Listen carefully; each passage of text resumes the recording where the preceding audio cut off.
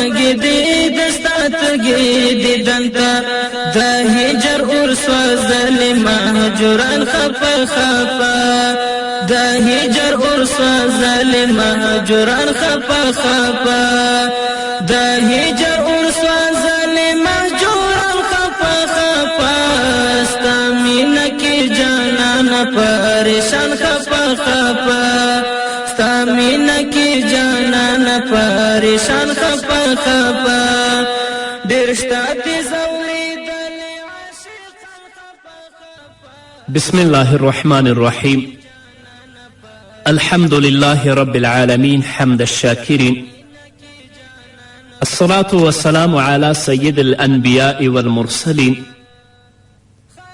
سيدنا ونبينا وشفيعنا ومولانا محمد وعلى آله وأصحابه الطيبين الطاهرين.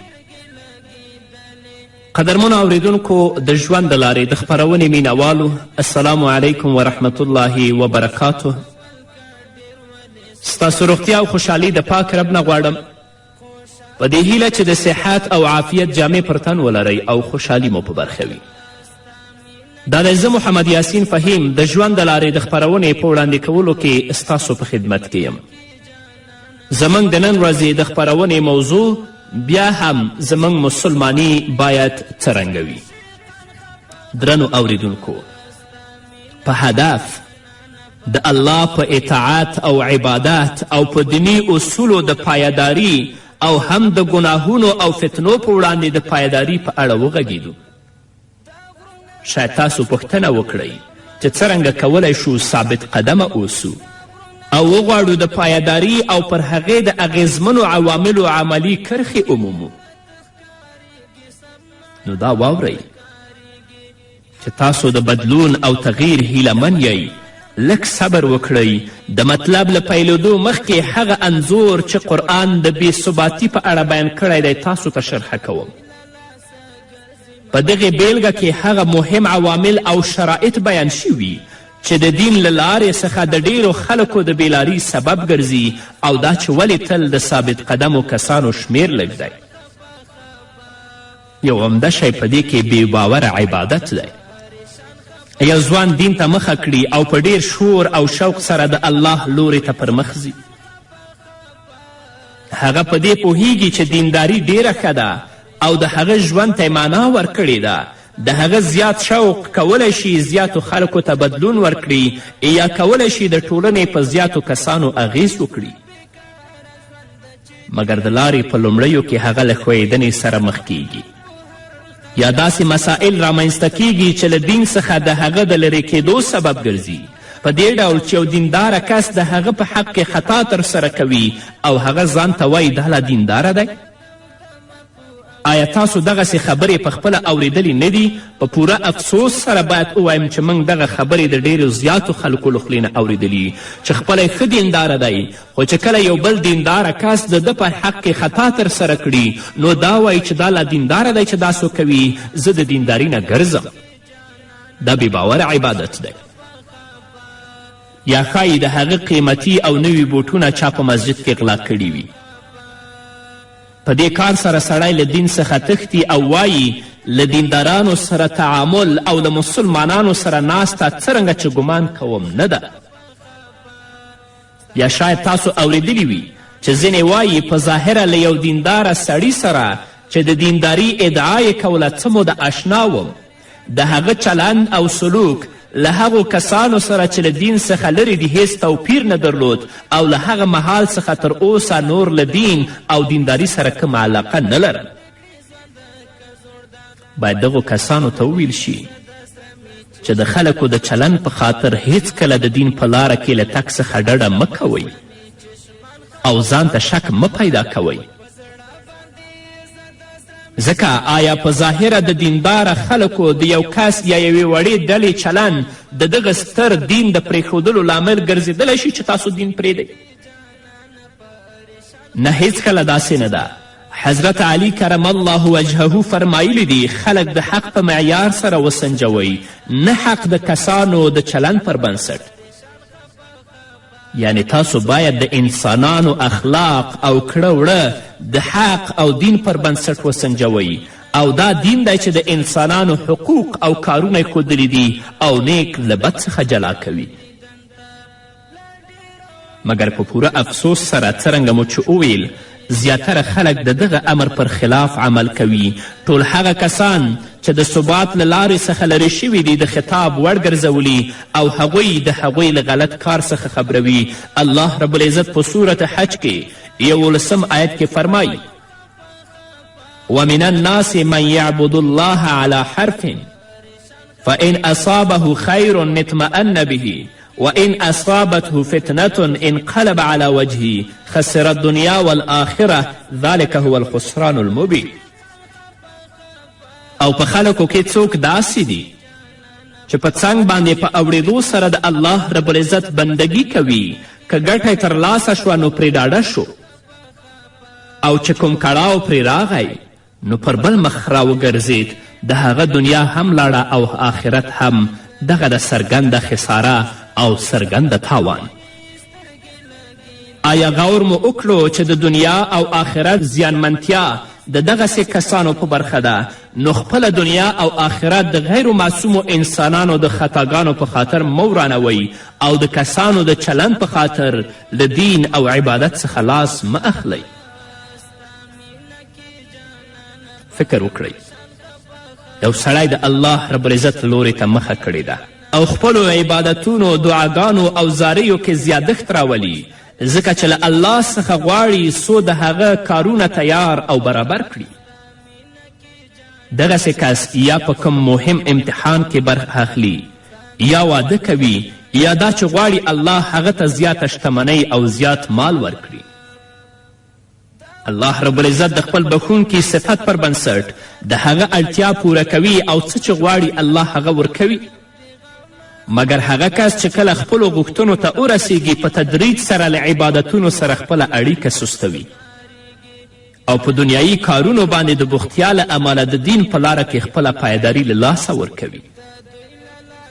فکر وکړئ، د مخکینی کس له ورته کار سره یو بل کس غواړي یو شي ته ورسیږي، نو له الله سره ژمنه کوي چې هر کله خپلې غوښتنې ته ورسیږي خپل عبادتونه زیاتوي، له ګناهونو څخه لاس اخلي او په دینداري ټینګ پاتې کیږي. مګر کله چې خپلې هیلې ته ورسیږي له الله سره خپله ژمنه هیروي. الله رب العزت د دغسې کسانو په اړه باندې په سورت توبه کې فرمایي ومنهم من عاهد الله لئن آتانا من فضله لنصدقن ولنكونن من الصالحين فلما آتاهم من فضله بخلوا به وتولوا وهم معرضون فأعقبهم نفاقا في قلوبهم إلى يوم يلقونه بما أخلفوا الله ما وعدوه وبما كانوا يكذبون. له دوی نه ځینې داسې هم دي چې هغو له الله سره ژمنه کړې وه که الله رب العزت په خپل فضل سره په موږ لورینه وکړه نو موږ به خیرات ورکړو او نیک عمله به شو. خو کله چې الله رب العزت په خپل فضل سره هغوی شتمن کړل نو هغوی بخیلي غوره کړه او له خپلې ژمنې څخه داسې وګرځېدل چې پر هغې پروا قدرې نشته. نتیجه دا راووتله چې د هغوی د دې بدلوزي له امله چې له الله سره وکړه او د هغو دروغو له امله چې هغوی یې وایي، الله د هغوی په زړونو کې نفاق واچوه چې د هغه حضور ته د هغو د وړاندې کېدو تر ورځې پورې به په هغې پسې تګ پرې نږدي.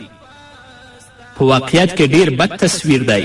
په دغه ډله کې له شمیرلو څخه لرې اوسئ، هوښیار اوسئ چې له الله رب العزت سره په خپله وعده کې دروغ ونه وایي څو خدای مو کړه په دغسې نفاق کې اخته نشئ.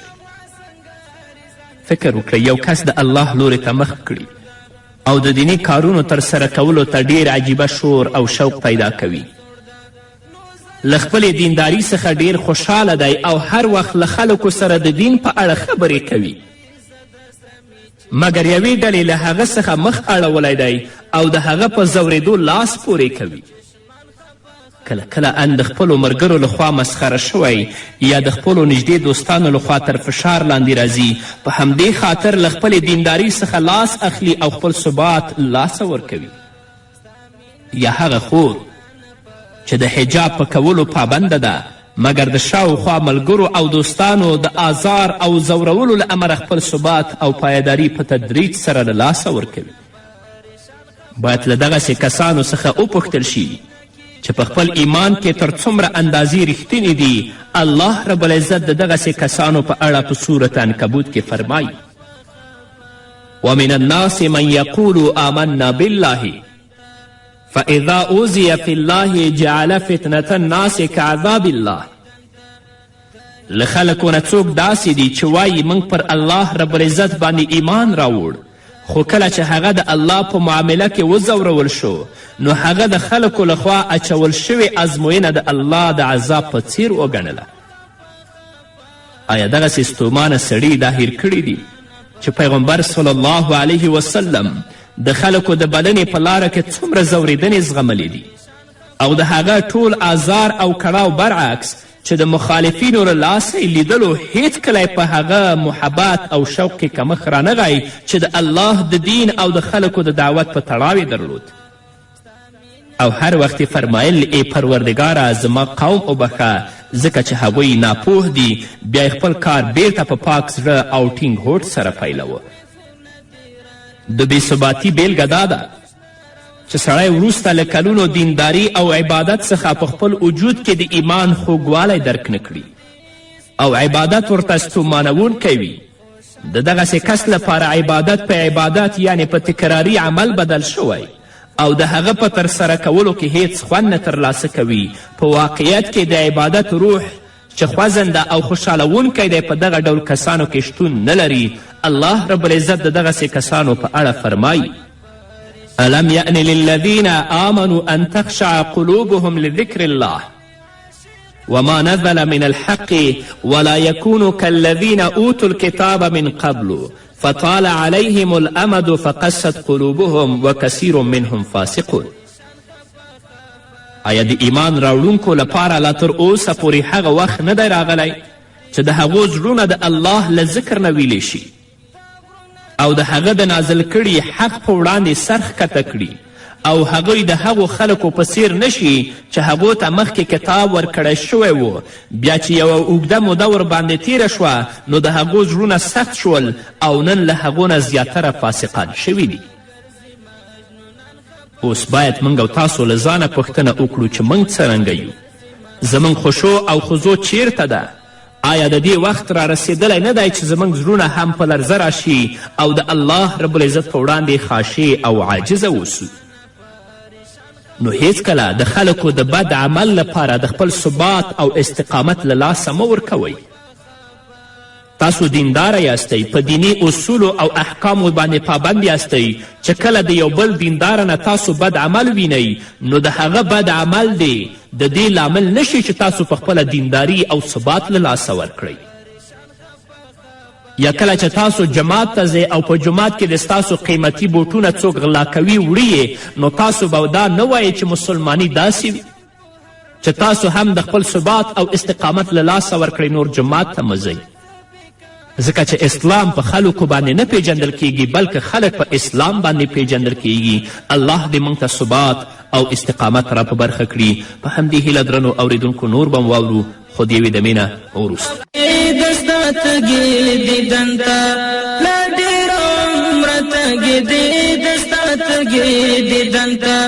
د هجر اور سوزل مهجوران خفا خفا د هجر اور سوزل مهجوران خفا خفا د هجر اور سوزل مهجوران خفا خفا ستا مینه کې جانان پریشان خفا خفا ستا مینه کې جانان پریشان خفا خفا ډېر شته دې ځورېدلې درنو اوریدونکو بیا هم زموږ سلامونه او نیکې هیلې ومنئ. د بې ثباتي بله بیلګه هغه کس دی چې په ډیره مینه د الله لورې ته مخ اړولی او په مختلفو مسائلو کې له اسلام او مسلمانانو څخه دفاع کوي مګر څه موده وروسته د هغو سختیو او ستونزو له امله چې په هغې لاره کې هغه ته رسېدلي له عمل څخه لاس اخلي، شور او شوق په سړښت او سستی بدلیږي او د ستونزو په وړاندې له ځان څخه هیڅ صبر نه ښیي. الله رب العزت په صورت آل عمران کې فرمایي ام حسبتم ان تدخلوا الجنة ولما يعلم الله الذين جاهدوا منكم ويعلم الصابرين. آیا تاسې دا ګڼلې ده چې همداسې به جنت ته لاړ شئ په داسې حال کې چې لا تر اوسه پورې الله دا نه ده معلومه کړې، یعنی دا ازمیښت نه دی کړی چې په تاسو کې څوک هغه خلک دي چې د هغه په لاره کې جهاد کوونکي او صبر کوونکي دي. د بېثباتي لپاره مخکینی مثال ته ورته بله بیلګه هغه کس دی چې په چټکي سره د الله خواته مخ کړی او د دین په لاره کې زیار باسي، مګر څه موده وروسته د ژوند ستونزې او دنیایي غوښتنې هغه د دین له لارې څخه بېلارې کوي او د هغه د فکر او همت لوړتیا راکموي.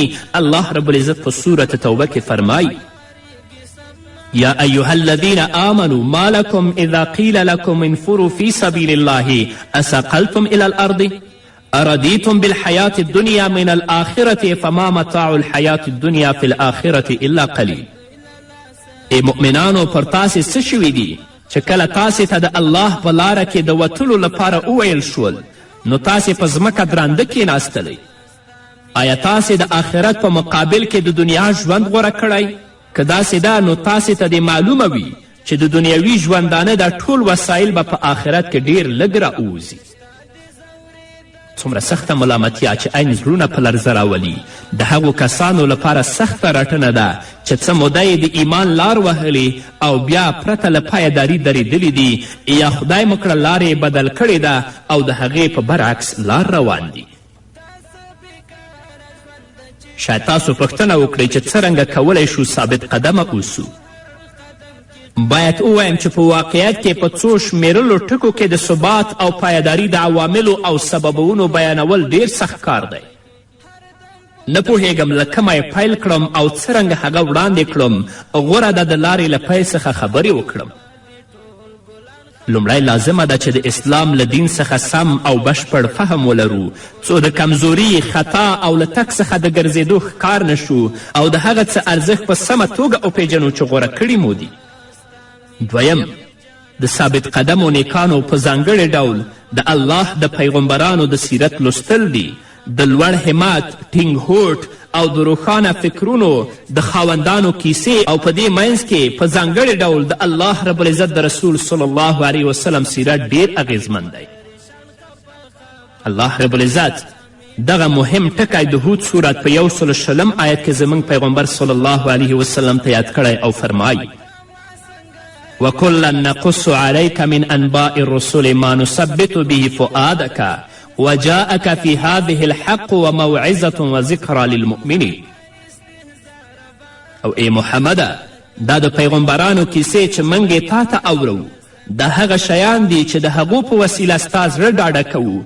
په هغو کې تا ته د حقیقت علم په لاس درغی او ایمان راوړونکو ته نصیحت او ویښتوب په برخه شه. دریم، د الله زیات ذکر کول. په ځانګړي ډول هر وخت د کلمې طیبې لا اله الا الله ویل. رسول اکرم صلی الله علیه وسلم فرمایي خپل ایمانونه تازه کړئ. رسول الله ته ویل کیږي ای د الله رسوله څرنګه خپل ایمانونه تازه کړو؟ محمد رسول الله فرمایي لا اله الا الله زیات ووایئ. د هغو کسانو لپاره چې د ایمان حلاوت یې درکړی نه دی، د ایمان شیریني یې درکړې نه ده او په ځان کې پایداري نه ویني، د ذکر مسئله ډیره مهمه او اغیزمنه ده. څلورم، صبر. هیڅکله د پایداري د پایلې په ترلاسه کولو کې بیړه مه کوئ. الله رب العزت فرمایي واستعینوا بالصبر والصلاة. په صبر او لمانځه سره کومک له الله رب العزت نه وغواړئ. تر څو چې تاسو قوي او دوامداره صبر په ځان کې پیدا نه کړئ، ثبات او پایداري ته به ونه رسیږئ. پنځم، د عبادت زیاتوالی او د مستحباتو ترسره کول. په ځانګړي ډول د تهجد لمونځ کول او د قرآن لوستل چې ستاسو په زړه، روح او فکر د هدایت د رڼا د پریوتو باعث ګرځي او د ګمراهي له تیارو څخه نجات پیدا کوئ. شپږم، له غرور څخه لرېوالی او ځان ساتنه. هیڅکله ځان ته مه مغروره کیږئ، ځکه چې غرور د دینداري آفت دی او مغروره کس د الله له مهرباني او نعمت څخه ځان بې برخې کوي، لکه څرنګه چې قارون د همدې ښکار شو. الله رب العزت د هغه له خولې وایي په صورت قصص کې قال انما اوتیته على علم عندي اولم يعلم ان الله قد اهلك من قبله من القرون من هو اشد منه قوة واكثر جمعا ولا يسأل عن ذنوبهم المجرمون. کله چې موسی علیه السلام د هغه د مال نه د الله رب العزت حق غواړي، هغه وایي د هر څه ماته د هغه علم په اساس راکړی شوي دي چې زه یې لرم. آیا هغه په دې باندې پوه نه و چې الله رب العزت له ده څخه مخکې ډیر داسې خلک هلاک کړي دي چې له هغه نه زیات قوت او زیاته شتمنۍ درلودله، له مجرمانو څخه خو د هغو د ګناه پوښتنه نه کیږي. پام وکړئ درنو اوریدونکو، هر څه مو چې وویل هغه له ایمانی او عقیدتي کارونو څخه دي، نو څرنګه نامسلمانه خلک پایداره او ثابت قدمه دي. د بیلګې په توګه به زه تاسو ته ووایم چې ګاندي ډیر عجیبه ثبات درلود او څه چې غوښتل هغه ته ورسید، برعکس د دې چې د باطل پیرو و او په اسلامي عقیده نه و. د دې مطلب څرګندونه دا ده چې دغسې کسان په خپل مادي ژوند کې د هدف لرونکي دي، شپه او ورځ یې هغه په پام کې ساتلی چې همدا مهم عامل د دې سبب شوی څو وکړی شي پر ستونزو برلاسې شي او ترخه ځان ته خواږه کړي. بل ټکی چې په دې اړه مهم دی هغه احترام او درناوی دی چې دغسې کسان د ځان په اړه لري او نفسانی بدیو او سپکو کارونو ته هیڅ زړه نه کوي. نو الله رب العزت دې موږ ته ثبات او استقامت را په برخه کړي او هغه عامل چې د بې ثباتي او بې پایداري لامل ګرځي، الله رب العزت دې هغه زموږ نه لرې کړي تر څو چې په دین باندې ثبات او استقامت ولرو. په همدې هیله درنو اوریدونکو دا وه زموږ د نن ورځې خپرونه چې ستاسو درانه حضور ته وړاندې شوه. تر بلې خپرونې پورې چې زه بیا هم ستاسو درانه حضور ته راځم، تاسو ټول په لوی الله سپارم. پاتې ژوند مو نیکمرغه، ښاد، بریالي او کامیاب اوس. د هجر ورسوځل مهجران خفه خفه، د هجر ورسوځل مهجران خفه خفه،